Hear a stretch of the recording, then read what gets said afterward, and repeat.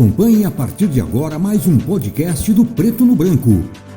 Programa de hoje, Seu Direito em Análise, com a condução da jornalista Juliette Manfrim. Olá, para você que nos acompanha no Seu Direito em Análise deste sábado, nosso convidado de hoje é o Dr. Alex Galho, ele que é o presidente da OAB em Cascavel, e os nossos questionamentos vão ser direcionados justamente sobre qual é a função da Ordem dos Advogados do Brasil, quem pode recorrer a ela, enfim, questionamentos que muitas vezes a sociedade tem sobre a entidade, mas que não teve esclarecimento ainda. Doutor, seja bem-vindo ao Seu Direito em Análise desse sábado. Olá, Juliette. É um prazer estar aqui neste programa aqui que a advocacia, a comunidade jurídica tem assistido muito. Nosso segundo bate-papo já, o nosso primeiro foi o segundo já, né? Exatamente. Seja bem-vindo mais uma Obrigado. vez. Nossos questionamentos são sempre enviados por internautas, são dúvidas geralmente do cotidiano, ligadas ao direito, e de pessoas que muitas vezes não têm acesso a um advogado, alguém do meio jurídico, para esclarecimentos. Certo. Então, podemos começar já? Por favor. Nosso primeiro questionamento, acho que já pede um pouco dessa questão do que significa exatamente a OAB para a sociedade, porque a pessoa diz o seguinte, doutor, qual que é o papel da OAB na sociedade e como um cidadão comum, posso recorrer à ordem para alguma questão de cunho coletivo, de algum problema coletivo? Bom, a OAB é uma entidade que visa atender necessariamente os interesses dos advogados. Primeiro ponto. Né? Mas também ela tem como missão, inclusive estatutária, fiscalizar o Estado democrático de direito, né? A democracia em si. E as pessoas, quando precisam da OAB, elas têm uma noção, elas acham que a OAB vai fazer um atendimento direcionado a um determinado fato. Não é isso.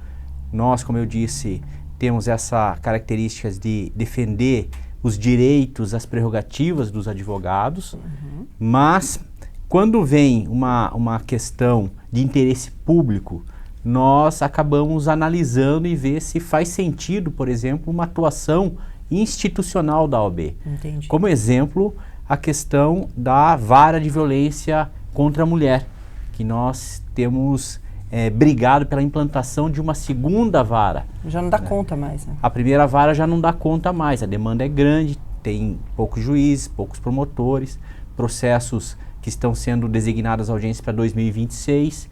Isso é uma demanda que afeta toda a sociedade, não é uma demanda que afeta somente a entidade, através dos advogados, que têm os problemas também, claro, relacionado a uma audiência que é designada para daqui 2 anos, isso afeta a remuneração do advogado, inclusive, né? É uma atuação que a gente faz em prol da advocacia, mas também da sociedade. Então, nesses aspectos, quando chega uma demanda macro, digamos assim, que não diz respeito somente à advocacia, a gente acaba analisando através das nossas comissões. Nós temos 38 comissões hoje, comissões são grupos de trabalho, né? Direito previdenciário, direito do trabalho, direito da saúde, direito de execução penal, enfim, são 38 comissões e que dependendo da demanda, como por exemplo esse da vara de violência doméstica, a comissão da mulher advogada trouxe, né, essa demanda. Sim. E nós acabamos atuando, né, de maneira a engajar não só o sistema judiciário, o sistema de segurança, mas engajar inclusive a sociedade civil organizada, né, de maneira que, por exemplo, conseguimos fazer uma audiência pública na Câmara Municipal para debater o tema. Então, nessas questões macro, a OAB acaba se envolvendo naturalmente, né, porque é de interesse não só da advocacia, mas da coletividade. De certo modo, doutor, eu acho inclusive que já responde boa parte do próximo questionamento, porque a pessoa diz o seguinte, e aí é uma situação mais pontual, essa pessoa tem tido problemas com utilização e comercialização de drogas em ruas bem próximas da casa. Quando aciona a polícia alerta sempre que tem que ir até a delegacia para, enfim, fazer a representação. Eles dizem que tem medo, porque se tratam de traficantes. Eles gostariam de saber se eles podem recorrer à OAB para solicitar alguma ação nessa situação. Não, a OAB, neste caso, ela não pode atuar em questões específicas como essa. Importante. Né? Mas, talvez, sendo uma questão de saúde pública, isso demandaria uma análise mais aprofundada, né? Haveria, de repente, a possibilidade da OAB atuar. Mas, assim, tem que ser uma análise criteriosa, né? Para que a gente não... Porque senão também a gente não tem braços, claro, né? Para atuar em toda situação que acontece na nossa sociedade. Né? Nós somos 14 municípios. Bastante. A OAB Cascavel, subseção de Cascavel, atua em 14 municípios, além de 13 além de Cascavel. Né? E Cascavel é gigante. Cascavel é gigante. A gente não tem braços para atender toda a demanda que chega da sociedade. Né? Então, questões mais... questões que atinge, que a gente entende que atinge toda a sociedade, são onde, por exemplo, a gente atua efetivamente. Como, por exemplo, agora, nós fomos convidados por um partido político para dar sugestões sobre a reforma tributária. Nós entendemos que a reforma tributária é uma demanda que afeta toda a sociedade, não só a sociedade, não só Cascavel, claro, a sociedade brasileira, naturalmente, porque estamos falando de uma reforma tributária a nível nacional. Então, nós, independente de viés político, né, A ou B, nós entendemos, através da Comissão de Direito Tributário, que seria importante a atuação da OAB com seus profissionais, sugerindo temas que afetam, inclusive, a advocacia, porque nós somos do serviço, da área de serviço. Então, uma reforma tributária que atinge a área de serviço vai atingir a advocacia também. Então, quando a gente vai sugerir mudanças, alterações nas questões legislativas dessa reforma tributária, a gente vai sugerir mudanças para melhorar o setor de serviços em si, né? Que naturalmente vai atingir a advocacia, né? E vai melhorar aí todo esse contexto, essa perspectiva que estão falando de aumento de tributos. Né? Então as nossas sugestões vão no sentido de pelo menos não ter aumento de tributo que atinge todo o setor de serviços. Sempre numa perspectiva macro. A participação da OAB é sempre numa perspectiva macro, nunca numa situação muito pontual assim, né? Específica, pessoalizada. Isso a gente não faz. Perfeito. Falando em tributação, o nosso próximo questionamento, a pessoa disse o seguinte, doutor, que ela está respondendo um processo no setor de tributação, mas ela não conhece nenhum advogado da área. Ela gostaria de saber se a OAB faz indicação desses profissionais. Não, a OAB ela não pode fazer indicação de profissional, ela não dá orientação nenhuma. O que nós fazemos é passar, eventualmente, a lista de advogados tributaristas da Comissão de Direito Tributário, por exemplo. Ó, aqui tem 50 advogados. Aí a pessoa... E aí a pessoa vai escolher 50 advogados, né, que fazem parte da Comissão de Direito Tributário. Né? Essa informação ela consegue? Essa informação sim. O que a gente não pode falar assim, ó, liga para esse advogado, né? Dá o número, o contato de um advogado específico. Isso a OAB não faz, as colaboradoras da entidade não fazem, nós, enquanto diretoria, não fazemos também. Então o que nós fazemos é possibilitar que a pessoa, o contribuinte, no caso aí que está falando a questão tributária, tenha uma relação de quais advogados trabalham na Comissão de Direito Tributário da nossa entidade. Daí ela fica à vontade para escolher qual daqueles profissionais, pesquisar, enfim, conversar com os 50, se for necessário, né? Mas é assim que a gente trabalha, atua. Perfeito. Doutor, nosso próximo questionamento é uma situação até um pouco mais delicada, porque a pessoa diz o seguinte, que ela recebeu uma verba indenizatória numa ação e que ela descobriu que o advogado recebeu esse recurso, ele utilizou esse recurso, nunca fez a prestação de contas, ela tentou contato, ele nunca mais a respondeu. Ela gostaria de saber se ela pode formalizar alguma reclamação, alguma denúncia contra esse advogado na OAB. ela deve formalizar. Isso é importante. Nós incentivamos que todas as pessoas que eventualmente foram lesadas por algum advogado contactem a OAB. As nossas colaboradoras são treinadas para fazer um relato da situação, colher informações para que se abra um processo de representação contra esse advogado. E aí, a pessoa que se sentiu lesada vai acompanhar um processo contra esse advogado, onde esse advogado naturalmente vai ter a oportunidade do contraditório, né? Se defender, de claro. se defender, falar o que aconteceu, né? E se lá na frente for entendido que ele realmente cometeu um ato antiético, ele pode ser suspenso, até expulso dos quadros da OAB, né? Ou seja, se ele for expulso, ele não pode nunca mais advogar, né? Porque perdeu a habilitação de ser advogado. É comum casos assim? Nós temos alguns casos, tá? Não dá para dizer que não tem, nós temos alguns casos, são poucos.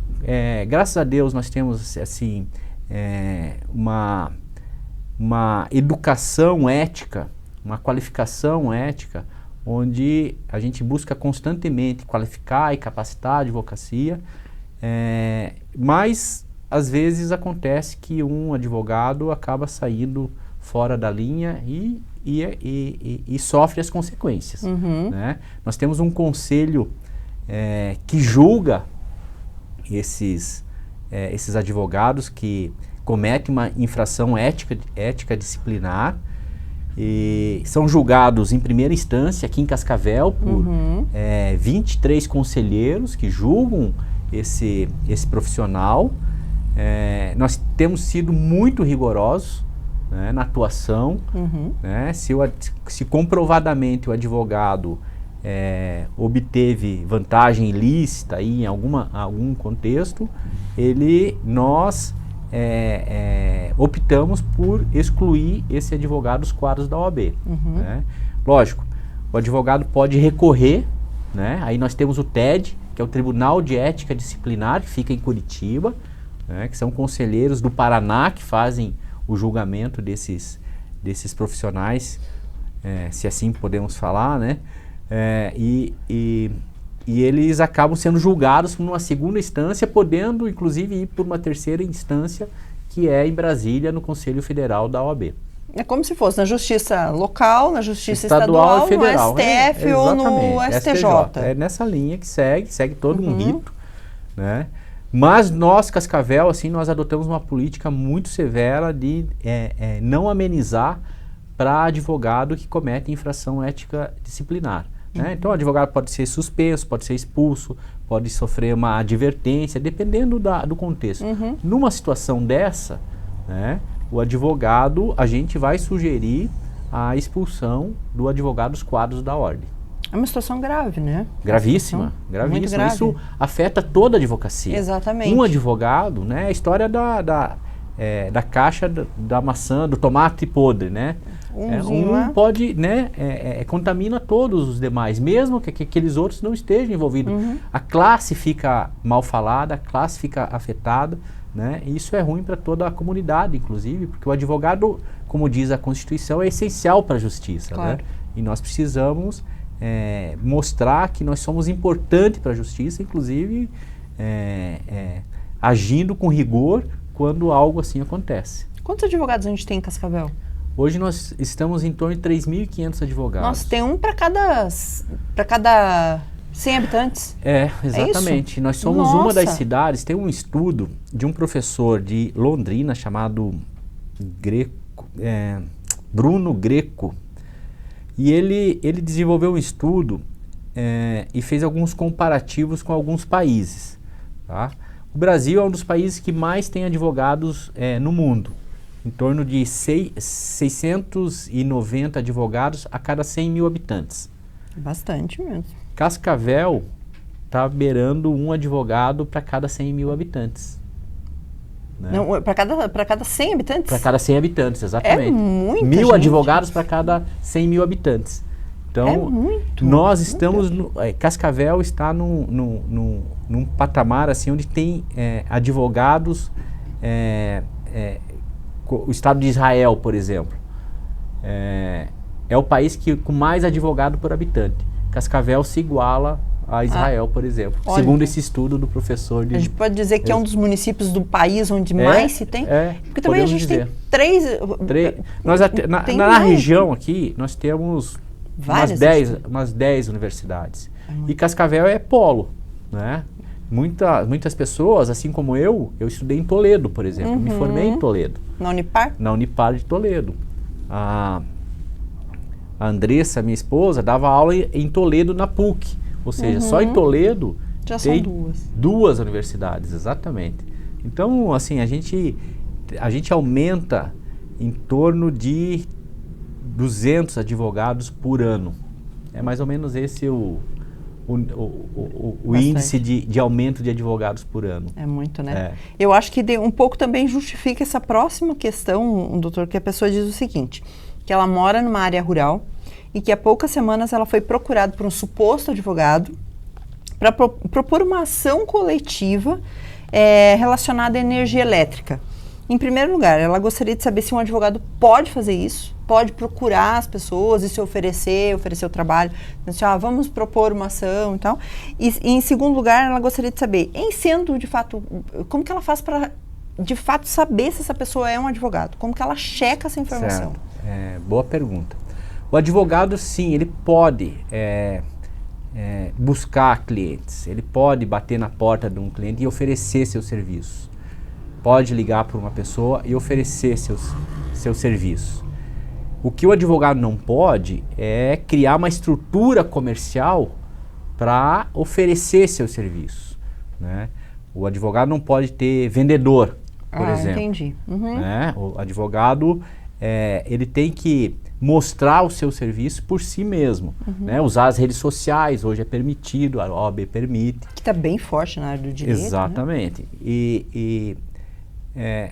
Eu não vejo empecilho nenhum o advogado bater na porta de uma empresa ou de uma residência e dizer que, olha, eu tenho um serviço jurídico que pode lhe beneficiar. Né? Entendi. E se fizer sentido para você esse serviço, você vai pesquisar efetivamente se essa pessoa é advogada. Né? E como faz isso? Você vai pedir para ele se identificar, anotar o nome e o número da OAB. Né? O número da OAB é o cadastro que esse advogado tem junto à OAB. Né? E assim ligar na OAB, telefonar na OAB e perguntar para as nossas colaboradoras se aquele advogado faz parte dos quadros da OAB. Né?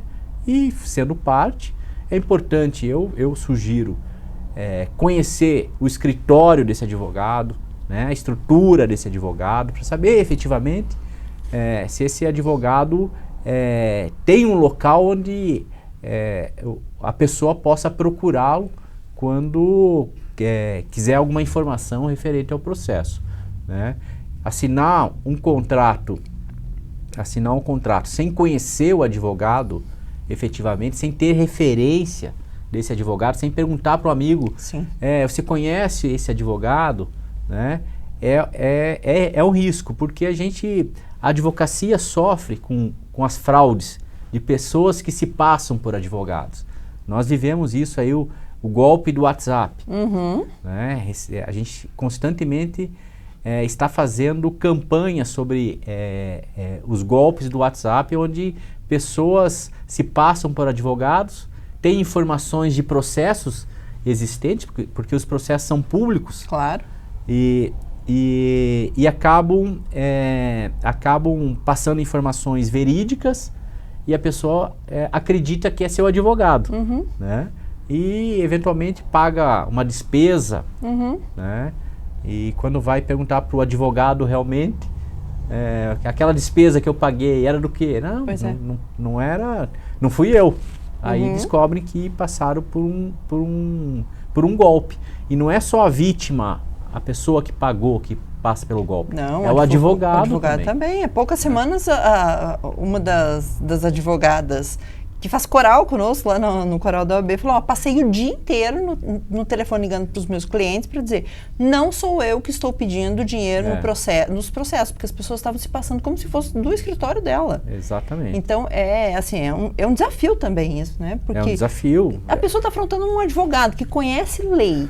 Imagine outros segmentos. Então, o que acontece? O Brasil inteiro está sofrendo com isso. Então, não é um problema de Cascavel. Não. É um problema de Brasil. As seccionais, as OABs estaduais estão trabalhando fortemente junto com o sistema de segurança para tentar evitar que isso aconteça. Mas, por exemplo, nós descobrimos que foram presos alguns golpistas no estado de Goiás que estavam aplicando golpes no Paraná. Que é muito comum, né? A gente, são fatos acontecendo no Brasil inteiro. E a gente tem que buscar o sistema de segurança, a polícia, para tentar evitar isso. E eles estão fazendo um trabalho de inteligência. É importante dizer, a polícia tem contribuído muito com isso para tentar evitar, mas é difícil. Eu imagino mesmo. O nosso próximo questionamento, doutora, a pessoa traz uma indagação do seguinte, é possível que um advogado não registrado na OAB, ele possa advogar? Porque a pessoa pergunta assim, inclusive, qual que é a diferença e os benefícios de contratar um advogado que seja registrado na OAB ou que não seja? Uma pessoa que não seja registrada na OAB, ela pode advogar?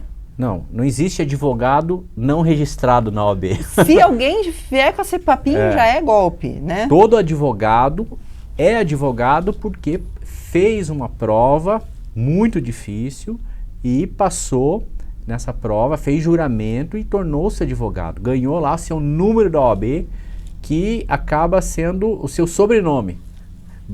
A gente brinca assim, o número da OAB acaba sendo uma extensão do seu nome. Exatamente. Então hoje o meu nome é Alex Galho, OAB 31784. Então, e é das antigas, né? 22 anos de atividade.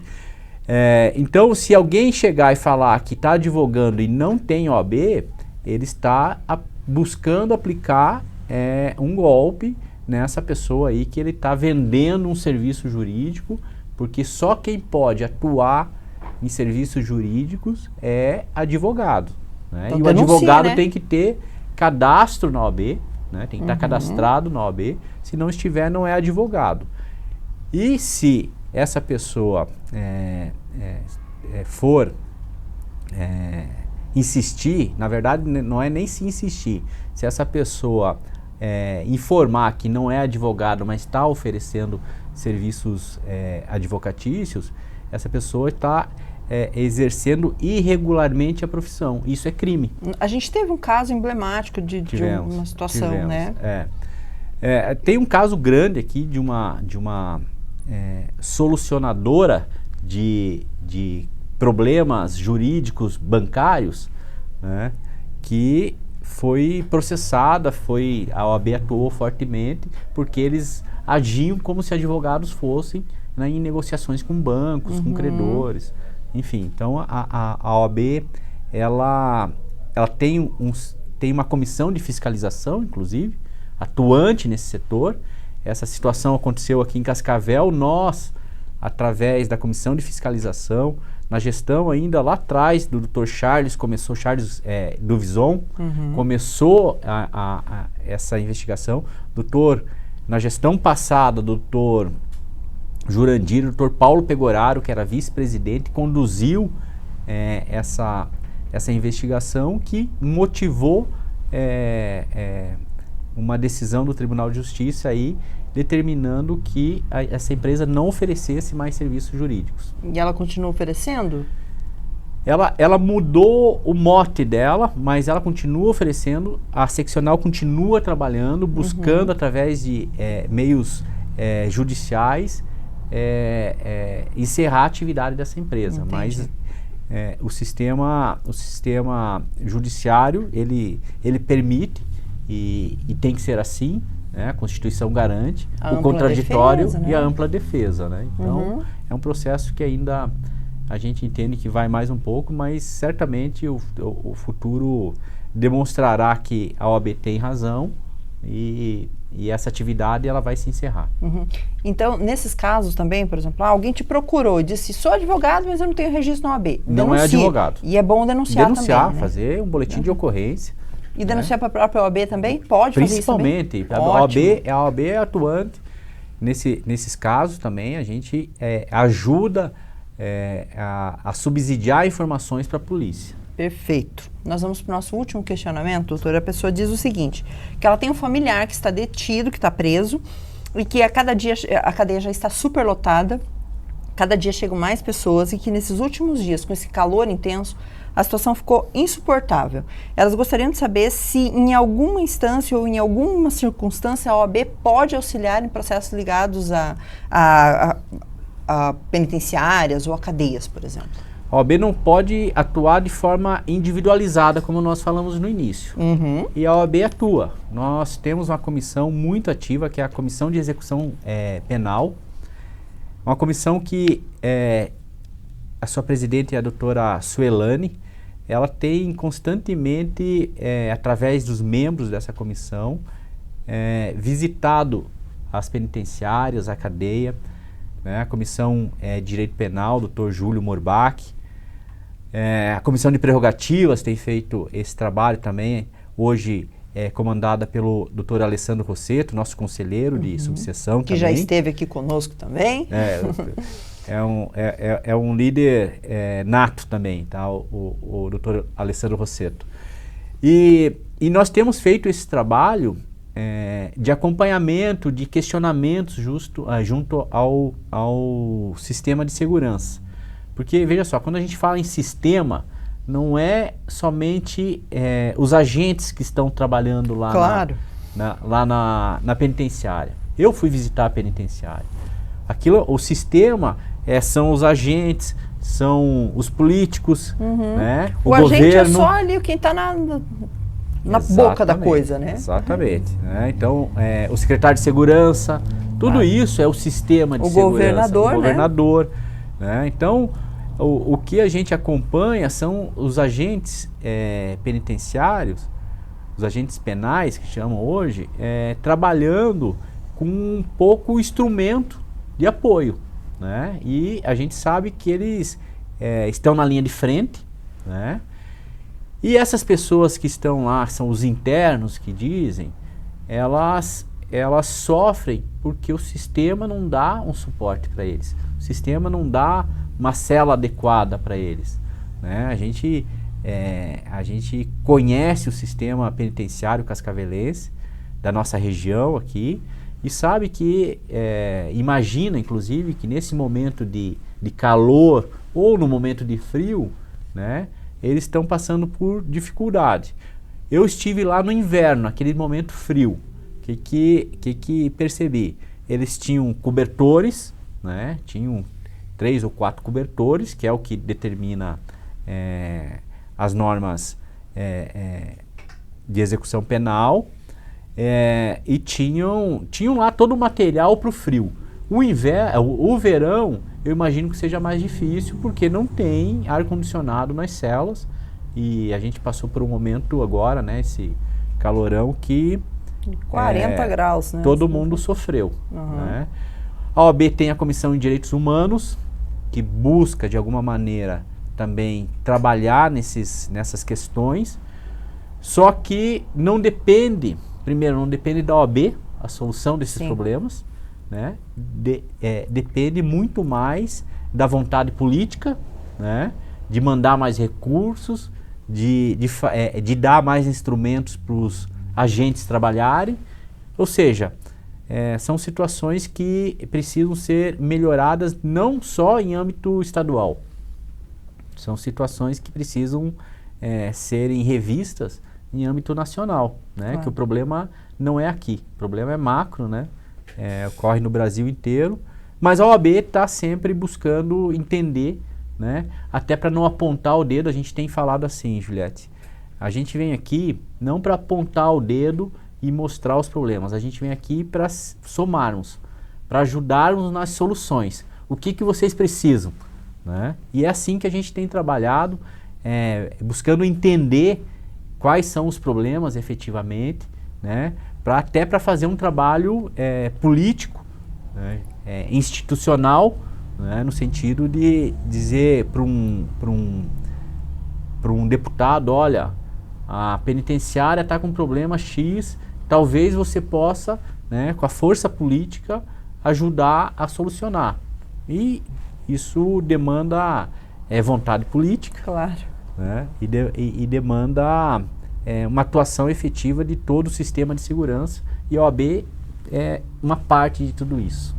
É ótimo. Lembrando, inclusive, que quando o Beto Richa foi governador, ele veio a Cascavel, chegou a derrubar uma das paredes com uma retroescavadeira e disse assim, na cadeia pública de Cascavel não se coloca mais presos. Exatamente. E a gente está com ela ali superlotada de novo, né? Então, fico exatamente. alerta, né? Fico alerta. Doutor, eu gostaria de agradecer imensamente por ter voltado aos nossos estúdios, hoje como convidado no Seu Direito em Análise. Obrigado pelos esclarecimentos. Viu? Eu que agradeço, Juliette, estar aqui novamente, e sempre que precisar falar um pouquinho mais da OAB, pode me chamar, né? Com chamar a diretoria, a gente gosta muito de estar aqui. A diretoria já veio toda. A gente gosta muito de estar aqui com você. Que bom. Obrigado. A diretoria já veio inteira aqui. Nos chame novamente. Perfeito, então, vamos chamar. E nós que nos falamos hoje no Seu Direito em Análise, a gente volta no próximo sábado com um novo tema. Até lá. Tchau.